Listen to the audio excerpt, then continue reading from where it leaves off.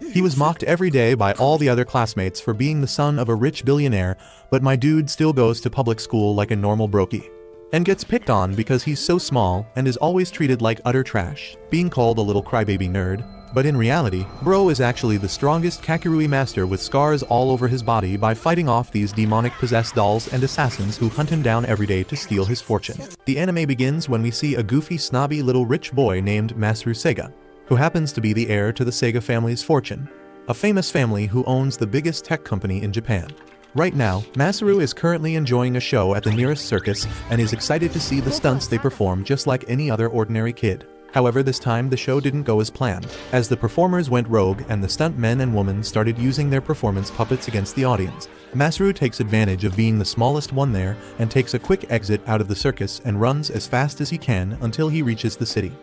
Meanwhile, the scene changes to a beautiful and elegant silver-haired woman who is changing into her circus outfit, getting ready to perform in the next few minutes. She works at another circus which was somewhere near the main city. Meanwhile, the part-time mascot, named Narumikado, was promoting the circus, dressed up in a teddy bear outfit, trying to get all the fans and tourists in to buy tickets for the show. However, Narumi's life was about to take a drastic turn for the worst in just a few short minutes, as the protagonist, Masaru Sega, arrives into the city and bumps into Narumi, begging him to take him into the circus. Narumi was stunned to see such a well-put-together boy, with a fresh trim and some bougie designer clothes that are way out of a normal person's budget, along with some rizzy cologne that makes him wonder if this boy is some kind of rich kid who might have gotten lost in the Matrix and can't find his silver-spooned parents. After begging Narumi for help, Narumi tells the snobby rich kid to f*** off. So Masaru, upon realizing that the dumb teddy bear man wasn't going to help, leaves and wanders off to find someone who will. Narumi felt pretty bad for being a total jerk to the kid just because he's rich and in a different bracket. At that moment, Narumi tries calling Masaru back, but at the same time he has one of his zone-off episodes, where he randomly has these panic attacks and some kind of a seizure. The only way to stop these seizures and get back to normal is by making someone laugh. With the last bit of strength and breath, he fights the panic attack and starts to bust out a few dance moves and just completely making a fool of himself in front of the busy streets in the city, hoping someone would laugh. But after a few minutes, not a single soul was amused by his silly dancing. But right as he was about to choke on his own tongue, Masaru turned around from up the street and started bursting out laughing. A few seconds after, Narumi is saved from dying in the most embarrassing way possible, and thanks Masaru, as the boy takes off once again and continues his journey. However, as Masaru turns around, he is stopped and taken by three tall, slender men in black-looking motherfuckers. However, they aren't even real humans, and they turn out to be just puppets, who are from the puppeteering assassination group. Narumi thought of getting involved and saving Masaru, just like Masaru saved him from his panic attack. But he tells himself to stay out of rich people's business and just continue to do his own thing. However, something tells Narumi that Masaru is in danger, and the good man inside him can't let this go. So Narumi gets up and rushes towards the tall black-suited figures and rescues Masaru from being taken, using his impressive kung fu style of fighting. After some vicious blows, the men seem to be fine, and they all get back up without making a sound or saying a single word to Narumi, and just start staring into the oblivion. After, Narumi, who didn't know that these people were puppets, takes this opportunity to end their whole careers by snapping the dude's neck and also dislocating another one's arm. But even after doing this, the strange figures just put themselves back together. When Narumi finds out that the identity of these sentient beings, he quickly grabs all his shit and escapes with Masaru. They both head to the nearest train station and quickly jump on the train, which was heading towards another part of the city. While they head to their next destination, Narumi gets sweaty and hot, so he takes off the bear mask, revealing his ugly face for the first time. And here, Masaru tells Narumi that he looks much more disgusting and scarier under the mask. But right then, Narumi scolds the boy for putting him in danger like that, and asks why these mysterious entities were trying to take him. But Narumi has another panic attack and forces Masaru to laugh once again to cure this seizure. Luckily, Masaru finds the old man's weird behavior funny, so he chuckles once again, saving Narumi. After getting his head straight, Masaru introduces himself and explains to Narumi that he is the son of the wealthiest CEO, who owns the biggest tech and automobile company in the whole of Japan, known as Sega Group Limited. After, Masaru tells Narumi that ever since his dad died, these puppets have been following him around ever since.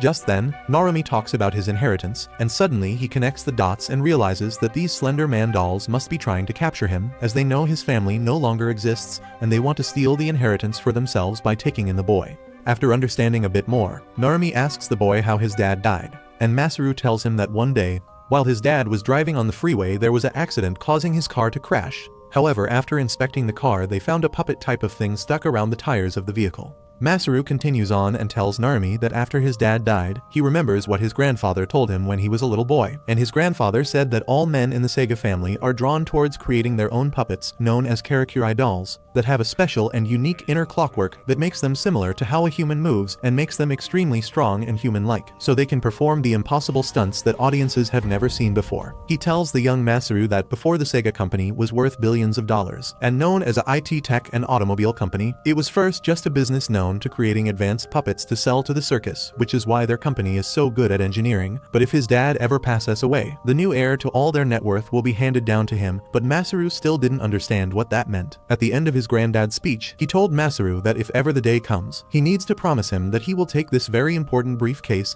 and run as fast as he could to the nearest circus and meet someone known as Shirogane. On hearing everything Masaru said, Narumi is curious and asks who the hell this Shirogane person was. But Masaru said he didn't know yet, but all he knows is that this person will be at the circus closest to him. Narumi now understands the sudden importance that Masaru had to be let into the circus when he bumped into him. However, Narumi advises he should call the cops instead of going to the stupid circus. Just then, another one of these puppet assassins show up on the train and fight Narumi, trying to finish the mission they had already started. But they stop all of Narumi's attempts to attack and laid his ass down like it was nothing, and Narumi realizes the sheer strength of these brain-dead dolls. However, my guy doesn't give up and stands his ground like an absolute boss, guarding the weak and pathetic child with all his strength and ability. Just then, another puppet steps onto the tracks, and after seeing this, the driver attempts to do an emergency brake stop to avoid hitting the man, not knowing it was all just wood and clockwork. Even so, the train failed to stop in time, making it crash. As the train rolled off the track, Masaru started crying like he was a snotty, wimpy rich kid who had no hardships growing up. So Narumi slaps this kid and tells him to man up now, as he's worth billions of dollars now, and he can't just let some stupid dolls end his family's legacy. As the scene unfolds, Narumi leaves Masaru on the train and grabs hold of the assassin puppet and smashes it into the window,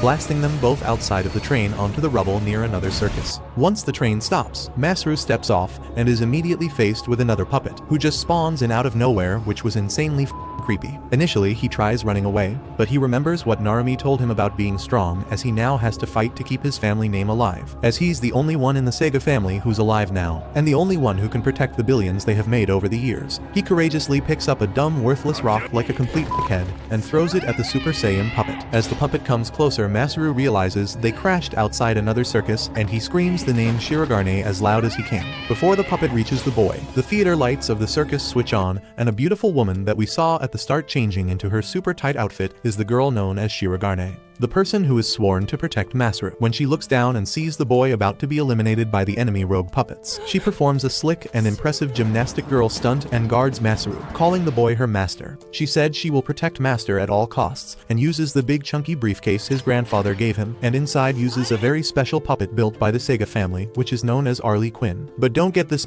mistaken with Harley Quinn, or he might come and kung fu puppeteer your ass next. Anyways, Shirogane uses this legendary puppet to take on the Slender Man NPC like it was some kind of rare Pokemon or Yu-Gi-Oh trap card. And apparently this Harley Quinn doll is some next level overpowered puppet, which Shirogane can use to defeat other rogue dolls that may want to harm our boy Masaru. After dealing with the puppet, she checks on Masaru, but he asks who the hell she is and why she can use the doll in his grandfather's briefcase. At this point, Shirogane explains how when he was a baby, his father hired Shirogane's mother as the Sega family's maid, back in their villa in France, and when Shirogane grew up, Masaru's father made Shirogane promise to look after his son if he's ever in trouble. After, Narumi gets back up after his injury from power slamming the puppet like Randy Orton. And when he sees the beautiful Shirogane, he was about to enter Mr. Teddy Bear Riz mode, but he sees her hugging Masaru, with her giant juicy jugs bouncing in his face. After the boy tells Narumi that this was the person he was looking for, and before Narumi even got a chance to riz her up, she automatically thought Narumi was another enemy trying to attack her master Masaru, and uses Harley Quinn to fight Narumi. Narumi tries to calm this down, but she didn't listen to a word this teddy bear circus freak had to say and tries to attack him with Harley Quinn, but after seeing his two heroes fighting, he steps in between them both, causing them to accidentally knock him clean out. They both rush over to see if he's alright, but the boy didn't wake up after eating these crazy blows to the face. But she tells Narumi that from now on, she will be looking after him, and take him somewhere safe where the puppets can't reach him. After, she leaves while carrying the boy on her back, and Narumi takes this opportunity to dip out of there so he doesn't see another one of these weird puppet things trying to take him out for literally no reason. But after seeing what the puppet did to all those innocent people on the train, he turns back and tells himself that he must finish what he started and eliminate all these demon puppets and find out who's in control of them and why they are going after Masaru. Meanwhile, a sketchy-looking creepo was watching the whole thing go down from the circus bleachers, and after the dude makes a phone call to the boss of the assassination mission, letting them know that the mission failed due to a mysterious woman who was able to control the puppets just like them. The employee asks the boss if he will let him use a different puppet, known as Pulcinella, and with this, he will be able to eliminate Narumi, Shirogane, and Masaru. After, Narumi finds Shirogane and the weak Masaru on the side of the street, and Narumi tells her that he knows a doctor in town who can help with treating his injury. After gaining some trust, she follows Narumi, and they arrive at the doctor who stitches him up and lets him rest. After the treatment, Shirogane asks Narumi why he was helping them, and he says that he had to thank Masaru for saving his life and tries to tell her about his condition. But just then, they are attacked by another weird puppet standing outside the window, and Shirogane says that she will accept him as a comrade because he saved Masaru even though she doesn't give two hoots about his condition, or whatever. They both walk out to face the puppet and its master. The guy says that he is there to kill the boy, and this ticks Shirogane off.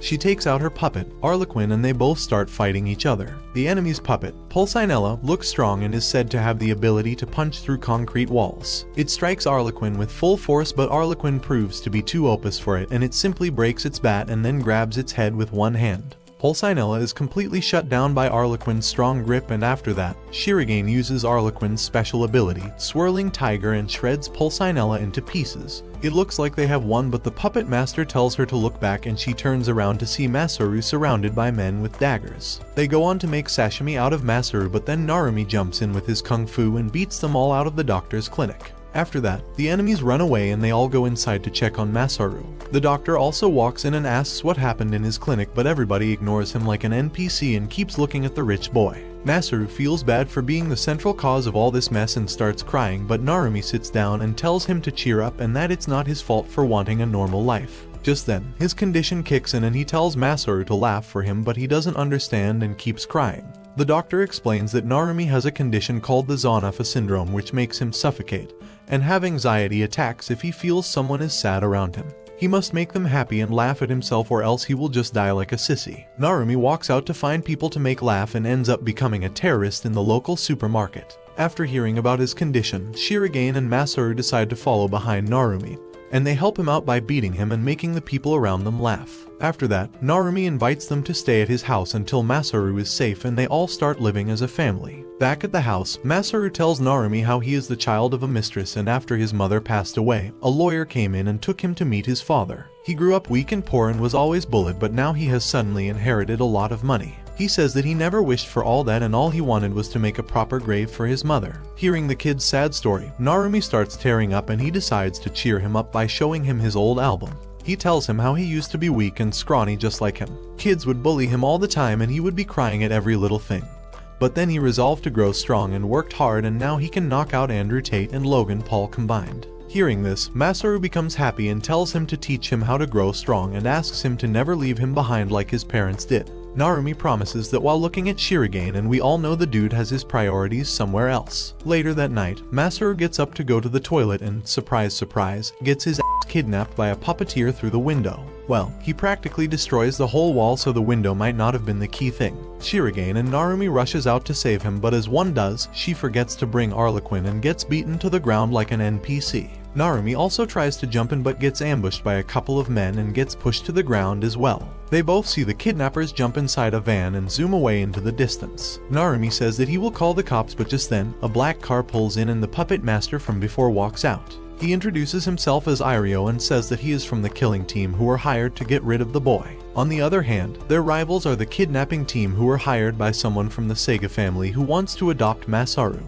Obviously, both parties are after his money, and if they want to get the boy back, they must go to the family house, which is full of the deadliest puppets and most masterful puppeteers of the family, waiting to have Pokemon battles with anyone they walks in front of them, like those annoying kids in Pokemon games. After hearing Irio out, they decide to team up for the time being and crash straight into the Sega family house. Irio's men have set time bombs around the whole property and plan to take everything down to the ground with their rivals. Meanwhile, Narumi charges in and starts knocking NPCs out left and right. Following his lead, Irio's men also rush in and it becomes an all-out war between the two parties. They soon reach the main gate, which is guarded by one of the proficient Sega puppeteers. One of the men tries to open the gate but ends up becoming mincemeat by the contraption. Shirogane says that she doesn't have time for all this and jumps in with her Harlequin and destroys the door and the enemy together. Meanwhile, Masaru wakes up in a fancy bed and is greeted by his kidnapper and uncle, Zenji, who wants to adopt him as his son for his money. Masaru quickly figures out that Zenji is as good of an uncle as was his father and kicks him in his generations and runs out. He hides away in an old room and finds a diary with his father's name.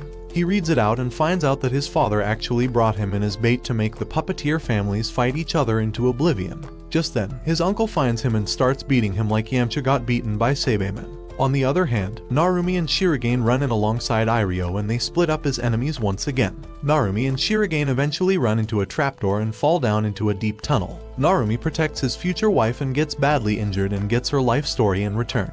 Back in the mansion, Zenji takes Masaru to the control room to show him that his friends fell to their demise, but to his surprise they are alive. Masaru sees that and sprays the man with some fire extinguisher and jumps off the window, saying that if he survives, he will get to live smiling like Narumi taught him. Thanks to some plot armor, he falls over a puppeteer who is about to kill Irio and saves him. With that, he tries to buy his loyalty, but he says that he has a policy of not betraying his clients, but then Masaru shows him the diary that he found earlier.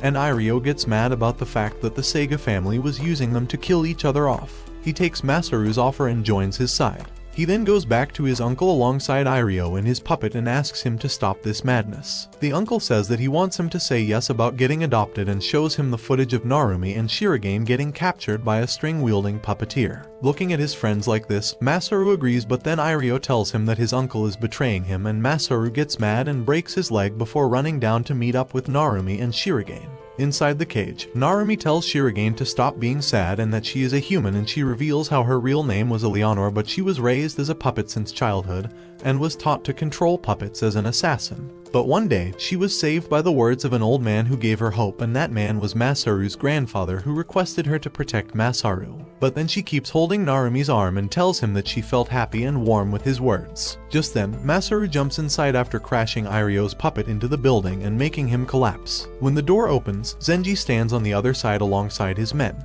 The string puppeteer points his blades at Masaru's arms and says that he will force a yes out of him even if he has to take some of his limbs off. Shirogane tries to cover him and tells him to take hers instead, but Narumi can't let this happen to his crush, so he simply breaks the blades and then uses constipation stance, kung fu something something technique, and bends the bars of the cage. They all walk out, and after looking at how bruised Masaru is, he goes on a frenzy and beats up everyone standing there. Unfortunately, Shirogane gets her legs injured by one of the enemies and they eventually capture Narumi too. But Masaru decides to man up and takes Harlequin's strings from Shirogane's hands and uses the spinning tiger attack to save them all. Just then, the bombs go off and the whole building starts collapsing. Irio gets up and they all try to make an escape, but then Masaru falls down into the burning building. Narumi promises to save him and sends Shirogane away, and then jumps down and shields the boy from all the burning debris collapsing over him.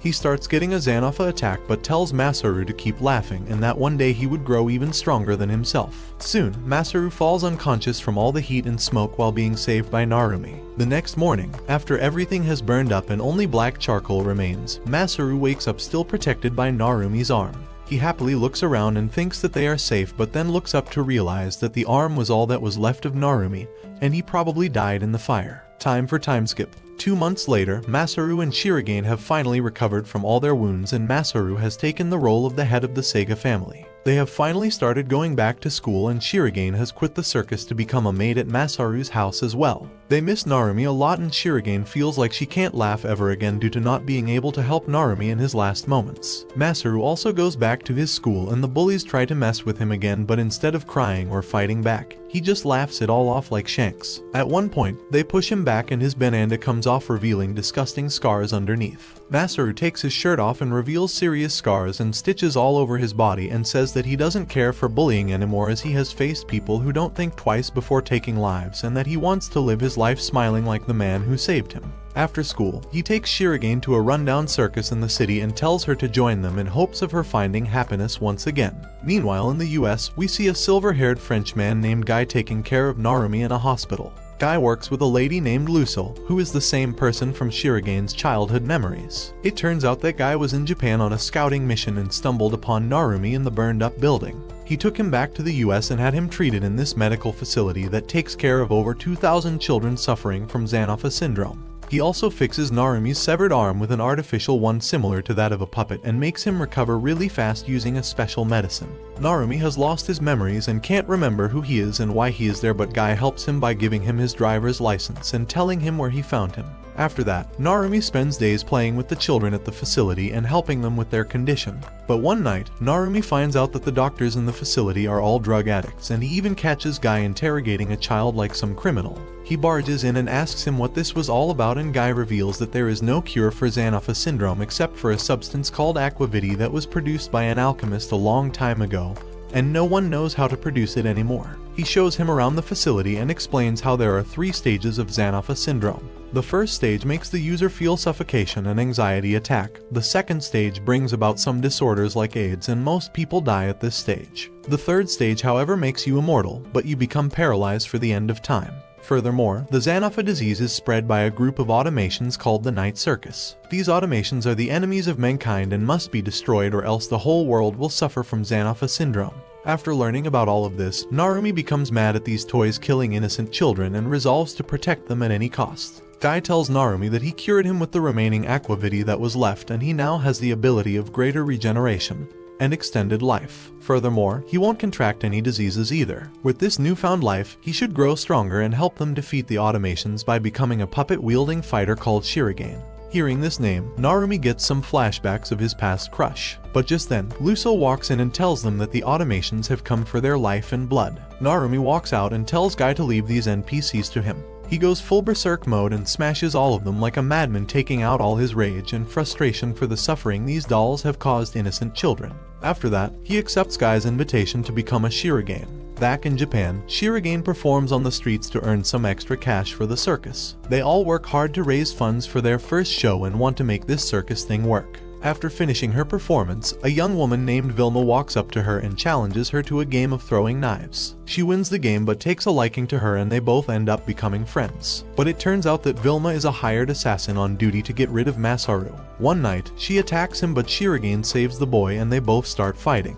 Vilma throws her knives like bullets and pokes more holes into Shirigane than she can count, but to everyone's surprise, Shirigane just keeps standing back up even after getting a knife stuck in her head. She defeats Vilma and reveals that she had turned on the aspirin cheat for infinite health, and it is actually due to her having aquavitae in her blood as well. After defeating her and healing her wounds, she decides to turn her into Necklace Nick's friend, but Masaru tells her to spare her and tends to her wounds. Later on, Vilma wakes up and finds out that they spared her, and as per Masaru's request, joins their circus as the knife thrower. A few days later, having saved enough money, Masaru and the circus gang finally manage to put up a big show for their circus. Shirigane still misses Narumi and regrets not being able to show him some love, care and respect, but is gradually feeling at home in the circus. On the other hand, Narumi is riding a plane towards China alongside Guy and Lucille to find some automations that they have been hearing about lately. While flying over the coast of Japan, they get hijacked by a bunch of automations who are there to put them all down. They kill the pilots and plan to make the plane go boom, but Narumi and the others fight back to prevent that from happening.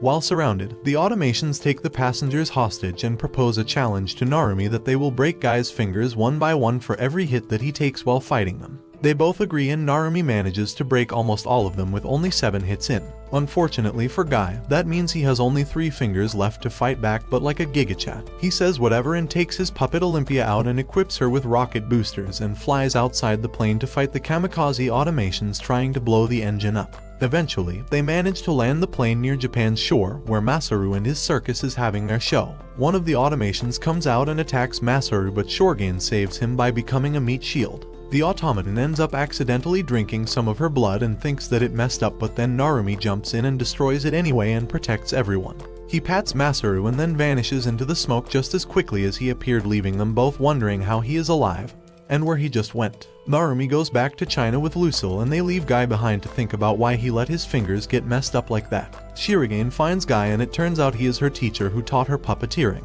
They take him in and tend to his wounds without asking any questions. Later that night, Masaru wakes up from a bad dream and decides to go on a journey to find out why his father left his entire fortune to him and what all this was about. Meanwhile, Narumi goes to his kung fu teacher's village and meets up with his daughter. She tells him that her father became ill with the Xanopha syndrome and he went out to search for a secret spring of life to drink its water and recover. Narumi goes out to find the old man alongside his daughter and Lucille, and they eventually meet up with him sitting on top of a stone beside the spring. Narumi tells him about the puppets and everything that has happened so far, and the old man says that he has a story of his own to share as well. He belonged to the Bai family, and long ago his ancestors created the puppets, aqua vitae, and even the Xanopha syndrome. Due to drinking the last most concentrated drop of aqua vitae, Narumi starts getting visions of the creator's life as well and follows through with the story alongside his master. Long ago in ancient China, there were two brothers in the Bai family named Yin and Jin. They both left their village and went to Prague to study under an alchemist. They dedicated many years under their teacher and became quite popular with the women in the village as well. One day, they ran into a poor but extremely beautiful girl named Francine. The younger, Jin, fell in love with her at first sight and would drag his brother out at any occasion he could to see her. One night, while walking back home, the elder, Yin, found out that she was actually a French nobility who escaped slave traders alongside some refugees, and they have been taking shelter here ever since. They are all poor, but Francine goes out of her way to do odd jobs and sells her hair to buy food for them all, often not eating herself until everyone else is fed. Learning about all of this, Yin starts developing feelings for her as well, and after some time confesses to her at the church. She accepts his proposal and they marry each other, but Jin finds out about all of this and becomes super salty at Yin for stealing his first love despite knowing about it. He kidnaps and marries her and hides away in a village called Quiebron. For the next 9 years, Yin wanders around the lands to search for them both and finally finds his brother in the village. They both come to terms after Yin realizes how he betrayed Jin and how he has gone mad now. He also finds out that Francine was sick and the villagers had locked her up and quarantined her. Yin runs to her and reunites with his lover and promises to create a cure for her. After that, he devotes his days to alchemy once again and finally creates the solid stone responsible for making aqua vitae. However, the villagers burn Francine away in fear of a pandemic, and in the end Yin is left with a stone and nothing else. That day, he parts ways with his brother and goes away from the village, but Jin stays behind and eventually creates an automation with aqua vitae as its source of life in the image of Francine. It ends up being a one-to-one copy of her but lacks emotions. He creates even more automations to make her laugh, but it doesn't work, and over time his madness takes over and he creates the Xanopha disease to take revenge from the villagers, so they live their lives trying to make her laugh or else they would die. Unfortunately for everyone, she doesn't laugh and Jin becomes so mad that he suffocates the doll as well and leaves the village. But even after the automations leave, the disease remains. On the other hand, Francine's doll manages to survive and creates more automations in hope of fulfilling its creator's desire of making her laugh. She spreads the Xanopha syndrome throughout the world to this day in hopes of finding the last missing piece that will complete her. Meanwhile, sometime after the automations leave the village, an old Yin comes by and tosses the solid stone into the well to create aqua vitae with the ability to cure everyone. He meets a woman named Lucille and tells her to give this water to those who seek revenge from the automations and want to rid the world of them. After that, he jumps inside the well himself to enhance its preserving properties so the solid stone can remain active for centuries to come. After drinking aqua vitae herself, Lucille receives the first puppet, Arlequin, and the will to rid this world of automations. The reason they call these warriors Shirogane is because Yin got that name in Japan due to his white hair and old age, and he kept it for years to come. Back in the present time, after going through this story, Narumi wonders what happened to the younger brother, Jin, and just then one of the 4 pioneering automations, Pantalone, arrives on the scene. He says that no one knows where he went after leaving the village, but now they all serve Lady Francine and lie for the purpose of making her smile. Hearing his simp talk, the old kung fu master taunts him and makes him jump. When Pantalone gets near, he surprises him with a crate of dynamite beneath him and blows everything up to take him down. After this incident, Lucille notices a Shirogane dog picking up on Pantalone's scent, hinting towards the fact that he managed to live, but thanks to that they managed to finally locate the night circus's location. With this, they call out all the Shirogane OS to join them for the final battle in the desert. Shirogane OS are former human Shiroganes who had their bodies mechanically modified so they could fight enemies without needing puppets. They all stand in front of the circus tent and decide to do the dumbest thing they could. After calling hundreds if not thousands of fighters from around the world, they decide to play a fair game of one-on-one battles and the winner takes all. Way to go, Lucille. For their fighters, they choose Lucille, Fatima, Rockenfield, Timbavati, Tor, and Narumi. The Kung Fu Master's daughter, Mingxia, urges them to fight as well and walks inside. Their invitation is accepted by one of the 4 ancient automations, Daughter. One of the Shirogane OS called Zed runs in like the Zed mains in my games and destroys a couple of automations, but then he faces a merry-go-round automation and ends up inting like an idiot. After that, another Shirogane does the same thing and Narumi wonders what kind of idiots they were. He then jumps in himself and destroys the automation like a brute and shows everyone just how useless they are. A couple of other automations jump in and fight Fatima and Mingxia, but they all defeat them and win the round. After that, they are sent down to the next stage where they must choose between 2 doors where one hides their leader, Francine, and the other leads to a surprise from Shako. Just then, one of the Shirogane OS with them takes out a medical room and tells Mingxia and Fatima to heal up there while the rest will split up in 2 teams and go for Francine's head. Lucille stays behind with the girls as well in hopes of finding another way to reach Francine. Meanwhile, Irio is enjoying his rich life to the fullest, but one day a Shirogane enters his hotel room and introduces himself as the guy who will make his life interesting again. Irio takes him up on this offer and goes back to his village to pick up his weapon before flying to the Sahara Desert where the night circus is located. On his way, he finds out that the Xanafa syndrome is caused by small insectoid automations, and drinking the blood of people who have drunk aquavity gives you some immunity to them. Meanwhile, Narumi walks down a long staircase that leads him to a room past which Francine is supposed to be sitting. Once there, Daughter comes up on the screen and tells them that the room has spiked walls and a portion of the platform will fall down every 3 minutes like that one Fall Guys game. He says that they have 18 minutes before the walls crush them and they must fight each other and the 2 survivors will get to move on. Narumi immediately knocks out the emotionless robotic Shirogane, Lena, who is with them, and then tells the other 2 to move on. He tanks the walls and breaks all the spikes, but the cost of increasing his body whole counts by a lot. After that, once Lena comes back to her senses, he jumps up on a wall with her help and breaks through it, saving them both. But on the other side, they meet with 2 Shiroganes and find 2 dead ones on the ground. He asks if they did it, but they point to the hundreds of automations standing in front of them with machine guns and say that they didn't like their joke. The Shirogane walks forward and destroys all the puppets, and then they let the other 2 move on. Meanwhile, the wall breaks down and reveals a massive crusher behind ready to flatten Narumi like paper, but the Shirogane asks Narumi to hold on for 5 minutes and ends up giving his own life up to stop the gears and makes the crusher stop. In his last moments, he tells Narumi about his sad story as to why he became a Shirogane, but let's just skip over that because I said so. After conquering all these challenges, Narumi walks on and eventually reaches the circus's main ground where he meets up with the other Shirogane. There, the 4 ancient automations, Pantalone, Daughter, Columbine, and Arlecchino greet them all with Francine's doll sitting above them in her throne. While all this is happening inside, all the Shirogane outside are fighting against a massive army of low-tier automations. While their quality is low, they outnumber them vastly, and sadly the difference proves to be too much for them. Inside, Narumi starts walking upstairs towards the Francine doll with more holes in his body than necessary. The other Shirogane who came alongside him fights off against the 4 ancient automations and keeps them busy while Narumi walks up like a zombie. But then Arlecchino manages to break away from his opponent and decides to go after Narumi. Lena tries to stop him, but he one-shots her with his Opus AP build and then stands in front of Narumi and calls him out for being weak. Narumi tries to punch him but then falls back due to too much blood loss. After his fall, the other Shirogane tries to save him but gets their cheeks clapped by the automations, who then call out all the low-tier automations from inside to finish them off once and for all.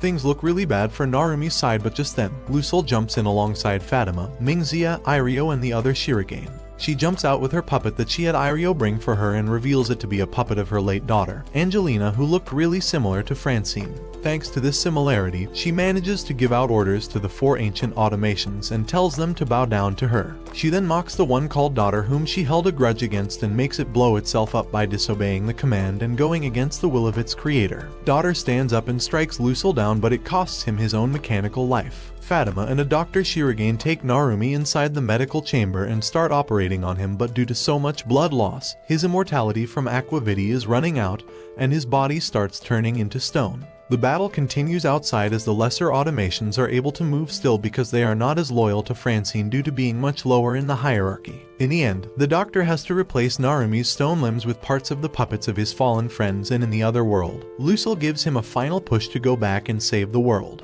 On the outside, Columbine manages to stand up by making herself understand that the order was given by a fake and not the real Francine doll. One of the dark and handsome Shirogane decides to fight her off and uses his snake puppet to inject his own blood into her, making her rot away due to the reaction with aquavity in him.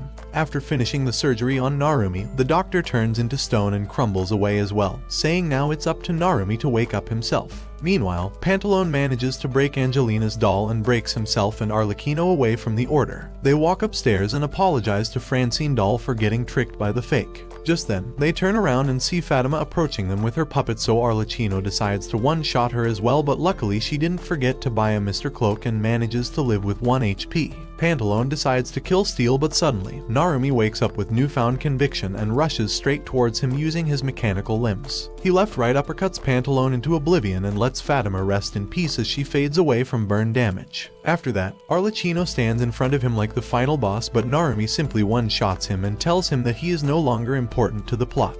With that, he walks up to Francine doll and prepares to destroy her. He tells her to stop the Xanopha syndrome, but she says that she is not the real doll and she was created in the 1900 seconds by the real Francine, and only she knows how to stop Xanopha. Hearing this, Narumi loses his mind and destroys her anyways and starts wondering what he should do next. Sometime later, back in Japan, Shirogane talks to Guy about Narumi and how she wished to protect him, but he tells her to not worry about him and how sometimes giving someone freedom to explore on their own is the best form of love. After that, he walks back inside and Shirogane decides to follow after a while. On her way, she gets attacked by a bladed fist, and when the smoke clears up, it turns out to be none other than Narumi himself. He says that she is the real Francine doll and that he found this out from a man called Fu, which is French for fool.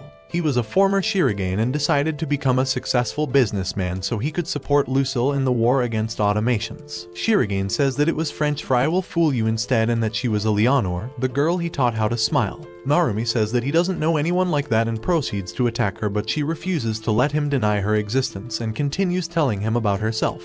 In the end, she tells him to go right ahead and take her head if he wants to, but she is telling the truth. Narumi goes in for the finishing blow but then gets vision from before his memory loss and decides to run away instead. While all this is happening, young Masaru is traveling to his old house to find out who he really was and why his father left all his fortune to an illegitimate child. When he arrives at the burnt-up manor, he meets the gardener who asks him his name and says that he had been waiting for him for 30 years. He says that the late owner of the mansion gave him a box to give to a boy named Masaru who will come there one day. Masaru reads the letter and takes the keys out of the box and finds out that his father told him to go inside the room in the basement with this symbol. Masaru wonders how his father could have known about this happening 30 years ago, and then goes to check the room. While inside, a recording starts playing and it reveals that in reality, Masaru's father, Sadayoshi, is actually Orochimaru. He raised him all his life just so he could take over his body, and that he has implanted a biochip in his brain that would transfer all his memories once the real body dies. But it looks like there was some error and the transfer didn't go through completely, and so he prepared this room and recording to stimulate his brain and reawaken the memories. Masaru starts panicking after hearing all this but refuses to sit in the obviously dangerous chair, and finds out that his father left 3 advanced puppets for himself as well. Masaru decides to walk outside to take a breather, but there he meets 2 puppeteer assassins from the same clan as Irio. They say that they were in debt to his grandfather, Shoji, and he had asked them to put down the boy named Masaru if he ever enters this room because he would become Sadayoshi then.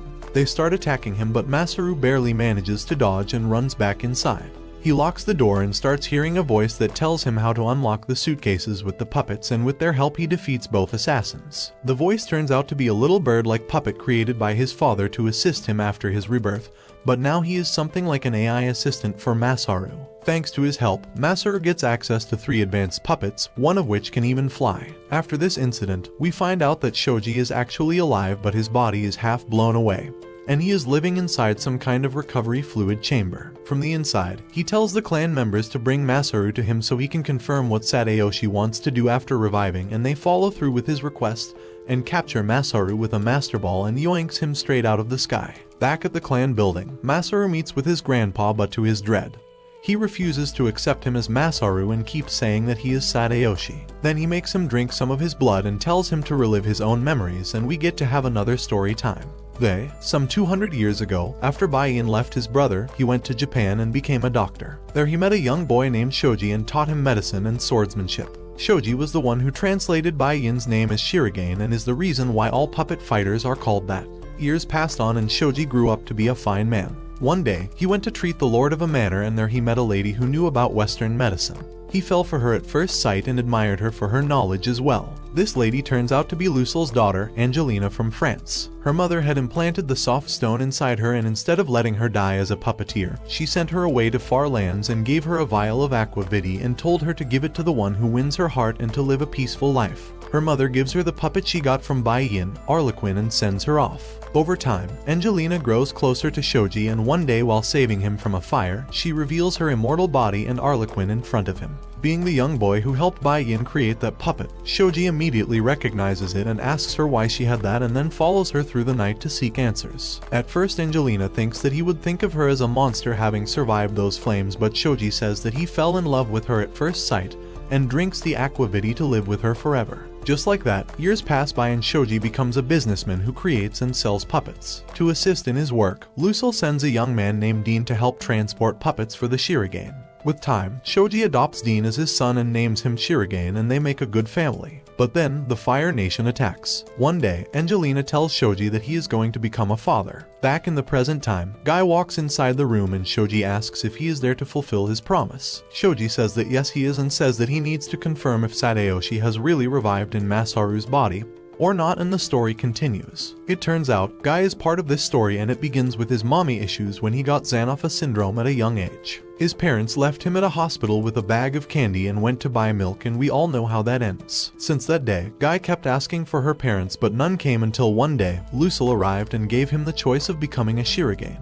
After some time, he was tasked with the duty to capture Angelina and to bring her back so they could implant the soft stone in her newborn baby. He goes to Japan and meets her and tells her why she is there, and they end up having a fight, but Angelina eventually wins the battle due to knowing all the secrets of Guy's puppet because she created it. After his defeat, she tends to his wounds and offers to adopt him as her son, and Guy finds a mom for himself once again. On the other hand, one day while walking through the city from some business, Shoji sees a girl who looks similar to Angelina. He thinks that there is no chance she is there because she is supposed to be in the village, but follows her anyway. The person turns out to be none other than the original Francine doll after she created the other Francine doll, and left to find the missing piece to make herself laugh. She reveals her identity to Shoji and says that she is looking for a person by the name of Angelina, and she wants them to disassemble her. Hearing this, Shoji starts sweating his pants and asks her how she knows that name, and she tells him that during one of her battles, she came across a puppet with the name Angeline written on its parts. She figured that it must be the name of the creator, and so she wants them to disassemble her as she has failed to learn to laugh even after 100 years and wants to just stop existing. Shoji looks at her already dead face and tells her that he is the real creator and he will take her to Angelina, but only if she allows him to make her weaker than a normal human. Francine's doll accepts, and they go to the village and make it in time to see Angelina give birth to her daughter, Eleanor. From that experience, Francine grows to love the baby and finds a new meaning for her robotic life, but it all comes crashing down one day when the Fire Nation attacks. One night, a rumor spreads that Shoji is treating the whole village to some McDonald's and the party is going to be outside the village. Everyone walks away except for Shoji and his family. Turns out, it was all a scheme enacted by none other than McDonald's clown. Simply put, we don't know who it was yet. While sitting inside, they hear the gears of automations turning and wonder what they are doing there. Francine's doll says that she will go and order them to walk away from this place, but to her surprise, the low-tier automations simply ignore her order and shoot her down, asking who even was she. After getting disrespected like this, Angelina feels bad for her and gives her Eleanor and tells her to run away as fast as she can. Turns out the automations are there for the soft stone, which is now inside little Eleanor, and now Francine is running into the woods to protect her. Back in the village, Guy, Shoji and Angelina fight the automations until only Guy is left standing, and Shoji decides to hold them all off so Eleanor can be safe. Meanwhile, the automations break Francine doll's legs and she falls into a well. She holds Eleanor above the water and tries to protect her, but due to the soft stone inside her, the water around them starts turning into aquavity and Francine's doll starts dissolving in it like metal into acid. During her last moments, she manages to be selfless for once and does her best to make the baby laugh, and doing so gives her so much joy that she finally cracks a smile before dying. She then drills a hole in the wall to drain all the fluid before getting dissolved completely to protect Eleanor from drowning. After things calm down, Guy jumps in and retrieves Eleanor and realizes how Francine managed to do something humane before getting destroyed. After their story ends, Shoji asks Masaru if he knows where the soft stone is now and asks him how he feels after living through his memories. Masaru starts crying and tries to prove that he is still Masaru and not his dad, but Shoji and Guy refuse to believe him. He ends up running out and runs into Shirogane. Guy tries to attack him, but she protects him and asks Guy what this was all about. Just then, Masaru falls from the cliff and starts reliving the memories of people around him. Continuing from when Guy found Shirogane, he brought her back to Shoji and they decided to lie about her existence and came up with the story that Angelina's body disappeared with the soft stone, and Eleanor was an orphan who Guy found. After that, Guy raised her as a Shirogane and made her strong, and one day, when she had grown up a little bit, Shoji decided to visit her and call her near him by requesting Lucille on an official notice. When they meet, he realizes that his daughter is completely broken and thinks of herself as a puppet, and for some reason she knows him and thinks that they have met before. He discusses the matter with Guy and they come up with the conclusion that there is only one person who can use Shoji's name and manipulate others as him, and that is his adopted son, Sadayoshi. He wonders why Sadayoshi would do such a thing and keeps the matter on the back burner for many years. But one day, Sadayoshi walks in and tells him that he got a kid and would fund his mother to raise him. Later on, he shares the same diary with Shoji that Masaru found in the burned house. Shoji becomes scared of what Sadayoshi has become and decides to save his grandchild and goes to meet his daughter once again.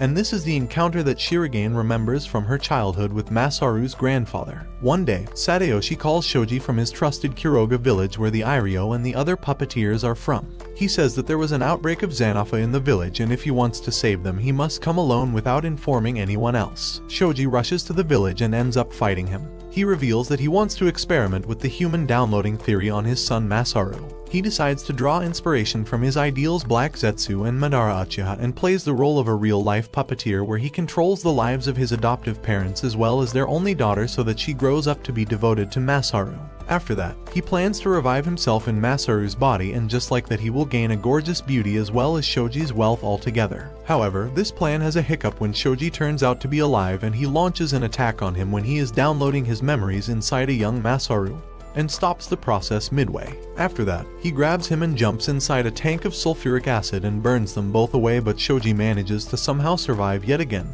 but this time as only half a man compared to what he used to be. After all these memories finish playing, Masaru comes back to his senses and talks with Shoji, but then one man from the audience stands up and says that a key point is missing from the boy's story, and that is what happened to Bin Jin. After that, he reveals that he is actually Bin Jin who decided to bring Francine back to life by dissolving her hair in aquavit and making a lady drink it. But then he realizes that he has grown too old and kidnaps a boy from a nearby village and performs the experiment on himself and revives into the boy's body. After that, he makes his way back to the village to find Francine's to get her hair, as it was the only real body part he used of Francine in making the doll. But on his way, he meets a young Shirogane girl named Angelina and he decides to grow up alongside her and enjoy his time. But he gets his girl yeet away once again when he finds out that Francine married a Japanese guy overseas. That is when he decides to go pay them a visit as deemed to enact his revenge and becomes Shoji and Angelina's adopted son, Sadayoshi. Besides all these, he was also the faceless Shirogane who created Shirogane O,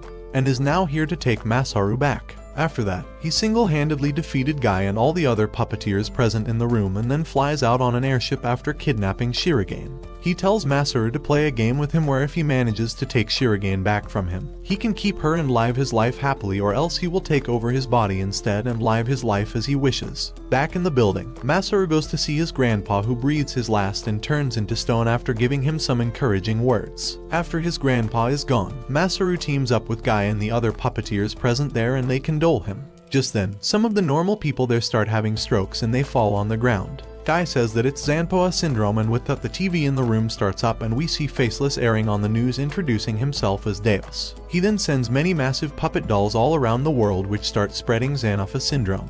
He says that the end of humanity is here and soon they won't have to worry about anything because they will all get Isekai'd one by one. Masaru takes it personally and rides the Jack-o'-lantern puppet and strikes the massive Zanpoa puppet in the face. But to his surprise, it just farts on his face, and Faceless says that the puppet is actually made up of the Zanpoa bugs and there is no way for them to destroy them. Masaru feels distressed at the situation, but then Guy flies up alongside Tyrande from the circus, who is looking to defeat the animal taming automation who has a tiger chimera who killed her younger sister. Guy lets Tyrande ride alongside Masaru so he can gain a stat boost in his Riz and then tells him to go after Faceless while he will take care of the things behind. Masaru flies away and just then a pink-haired automation named Cupidia arrives on the scene and starts shooting arrows at Guy. It challenges Guy in the name of proving who's more beautiful and ends up hitting him with one of its arrows, making him fall on the ground. Guy notes that he has still not recovered from getting his ass whooped by Faceless and wonders if it's the end for him. Cupidia flies down and prepares to deliver the finishing blow, but just then gets a surprise fist through its chest from Narumi, instantly making it join the Dead Donut Gang.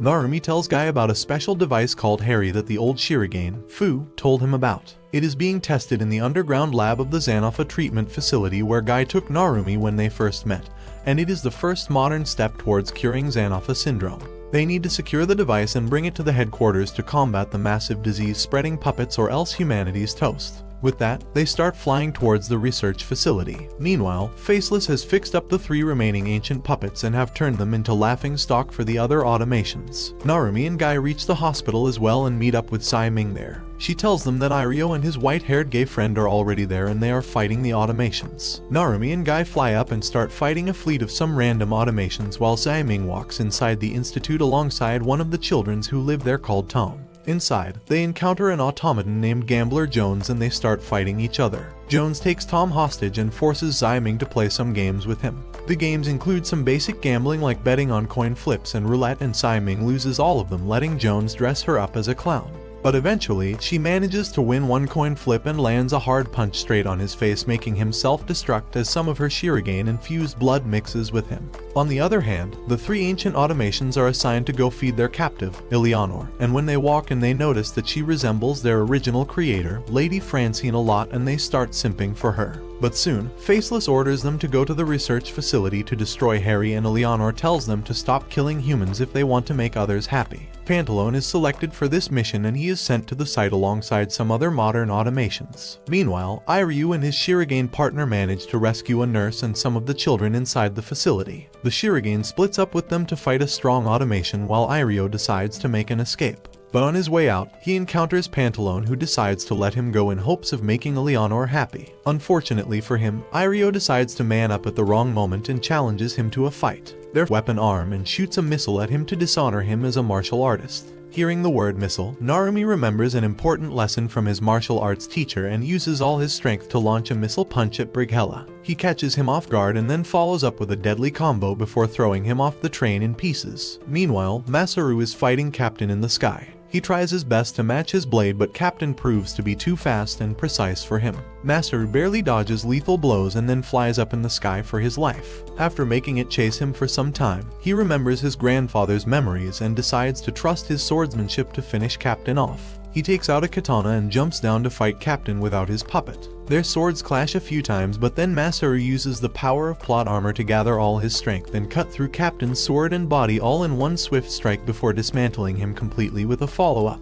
With these two down, the train reaches the launch pad in Russia and they load up the space shuttle there. Sai Ming, Fu and the other humans are inside the control station and are ready to send Narumi into space, but then they all notice a horde of automations running towards the launch pad. They wonder how they will protect the mission now, but Narumi stands tall and decides to fight them all on his own.